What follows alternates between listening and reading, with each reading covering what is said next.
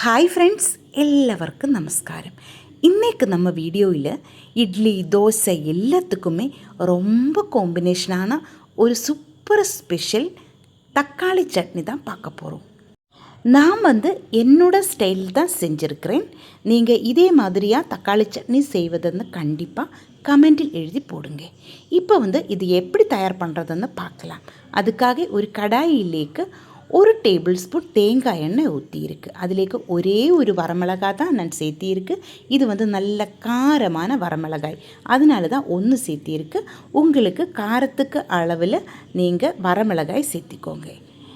இனி 2 பெரிய வெங்காயம் இதே மாதிரி கட் பண்ணி நம்ம எண்ணெயிலேக்கு போட்டு நல்லா வணக்கி எடுக்கலாம். தேவையான உப்பு நான் இந்த டைமில் சேர்த்தியிருக்கு. இது நம்ம வெங்காயம் சீக்கிரம் வணங்கி வர்றதுக்காக தான் சேர்க்கிறது. இனி 7 பல்லு பூண்டு 2ஆய் கட் பண்ணியது தான் இதிலேக்கு சேர்த்தியிருக்கு. கொஞ்சம் கறிவேப்பிலையும் நான் இதிலேக்கு சேர்த்தியிருக்கு. கறிவேப்பிலையும் சேர்த்தி நல்லா வணங்கி வந்ததுக்கப்புறமா 4 மீடியம் சைஸில் தக்காளி சின்னதாய் நறுக்கி எடுத்தது இதிலேக்கு சேர்த்தி நல்லா வணக்கி எடுக்கலாம். அதிகம் புளிப்பில்லாத தக்காளி தான் நான் இதிலேக்கு சேர்த்தியிருக்கு. 4 தக்காளிக்கு 2 பெரிய வெங்காயம் என்ற மெஷர்மெண்ட்டில் தான் நான் இதிலேக்கு சேர்த்தியிருக்கு. இது நல்லா வணக்கி எடுக்கலாம். மூடி வச்சு கூட நமக்கு இதை வேக வச்சு எடுக்கலாம். அப்போ தக்காளி சீக்கிரம் வெந்து நல்லா உடைஞ்சு வரும். அதுக்காகத்தான் மறுபடியும் மூடி வச்சு நமக்கு வேக வச்சு எடுக்கலாம். தக்காளி சட்னி நான் தமிழ்நாட்டில் வந்ததுக்கப்புறமா தான் சாப்பிட்றேன். முன்னாடி எனக்கு இது பிடிக்காத ஒன்று தான். ஆனால் தமிழ்நாட்டில் வந்ததுக்கப்புறமா தான் இந்த தக்காளி சட்னியோட டேஸ்ட்டு எனக்கு ரொம்ப பிடிச்சது.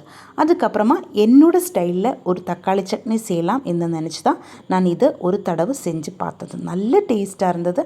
அதுக்கப்புறமா நான் எப்போவுமே இட்லி தோசை செஞ்சுருந்தாலும் இந்த சட்னி தான் செய்வாங்க.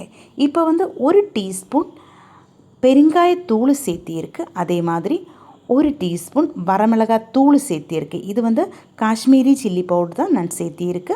நம்ம காரமான ஒரு வரமிளகாய் தான் இதிலேக்கு சேர்த்தியிருக்கிறது.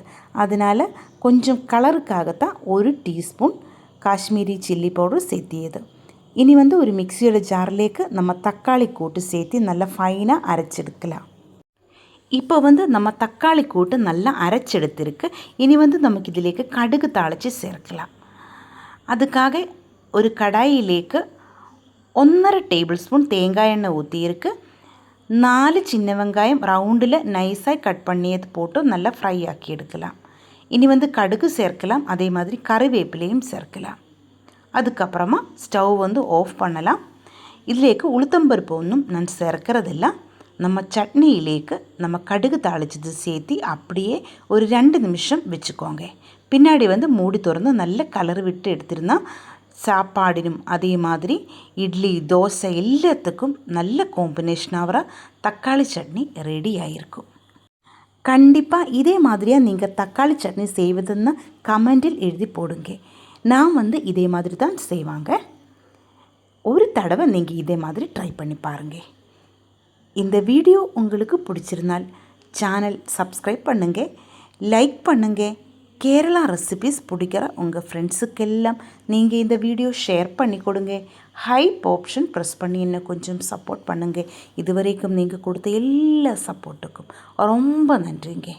உங்களுடைய ஃபீட்பேக் கண்டிப்பாக கமெண்டில் எழுதி போடுங்க. தேங்க்யூ.